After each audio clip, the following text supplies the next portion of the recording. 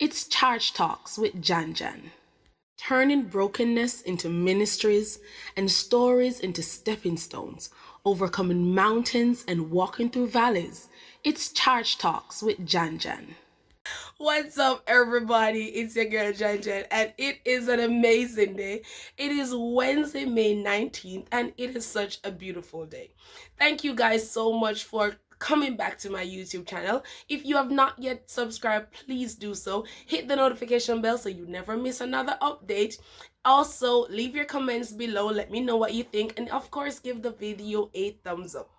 So we know that May is full of all sorts of things happening in the month of May. Mother's Day, Workers' Day, and the entire month is given to children.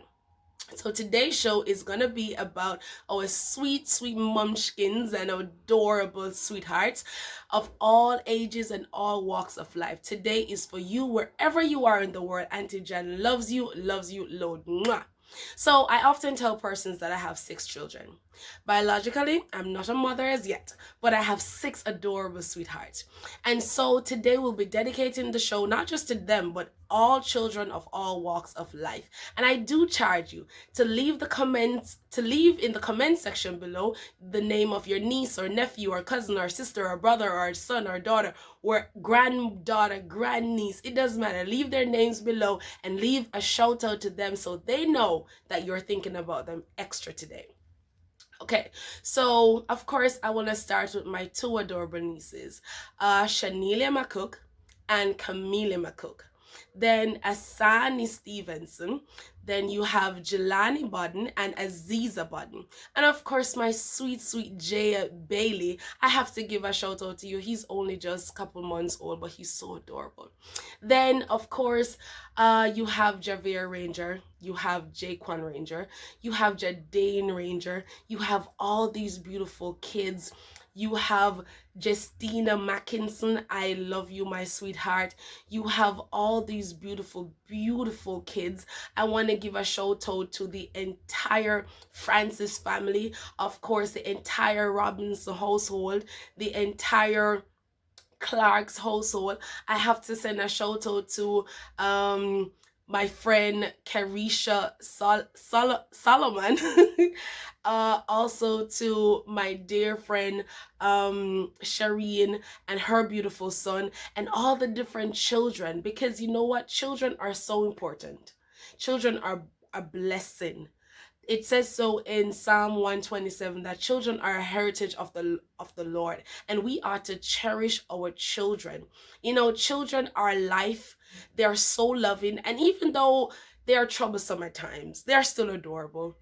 Even in their most troublesome ways, they are still adorable. They're still sweet. They have so much potential and so much blessing, you know, is upon their lives. And we just have to cherish those things. We just have to let them know that we love them. And when they do things that are not to our pleasing or our liking or standards, it is our job as mothers and aunts and uncles and sisters and brothers to correct them, you know, to let them know that some things are just and will not be tolerated. You know, do it in a loving manner. Do it in a manner that you would want it to be done unto you. Do it in a manner that will be appreciated. And a lot of times I realize that children don't always see the good in what is happening to them, especially if you're trying to scold them. They don't see the good in that. But when they look back, you know, 10, 15 years, and they can say, you know, I am so grateful that you took the time out to, you know, correct me from my ill ways, and, you know, correct me from the things that I wasn't doing so right, and I wasn't going down the right path, they will be able to thank you. So I often hear my friend use this saying, and I really and truly believe it, you know, hate me now, but love me later. Because I remember when I was growing up as a child, and I would be scolded for a lot of things. And as you know, as a child, I love saltfish, or some persons would call it codfish. I still do. But I used to be a very cheeky child when it came to codfish or saltfish. My mother would buy it for dinner, and I would, you know, take my time and I would peel away some of the fleshy part from it, and I would turn it over to the part where the scale is, and I would leave it in the bag. And then when mommy goes in now to get it ready for dinner or breakfast or lunch, she would realize that healthy amount is missing. And she knew. I don't know, but mothers always know. She knew that I had something, if not everything, to do with it. And so I was scolded for that. And I remember one day when she was scolding me, she says, I'm teaching you not to take what is not yours. I'm teaching you to let you know that there are going to be things that you're going to want, you're going to see and you're going to want, but they're not yours. So instead of taking it and getting yourself into trouble, it's best that you ask. If you ask and you get a yes, then you are okay to take it. But if you ask and you get a no, then you're not okay to take it. And so, as a child, I said, I didn't really understand. I was like, it's just selfish, why can't I take it? But it wasn't mine to take. And so I'm grateful now that I can look in hindsight and realize that my mother really and truly taught me a life lesson to not take what is not mine.